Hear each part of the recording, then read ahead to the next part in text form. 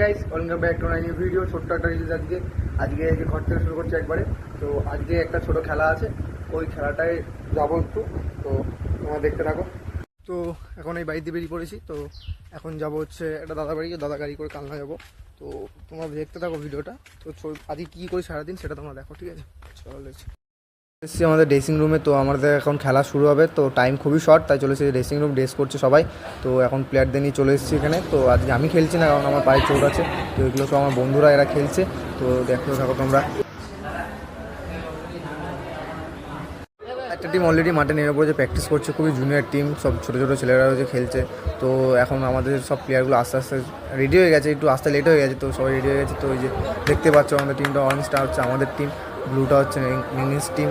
তো দেখো খেলাটা কী হয়। খেলাটা আশা করি খুবই ভালো হবে। তো তোমরা দেখতে থাকো। তো আমি কী করবো, আমি বাইরেই বসে থাকবো এমনি।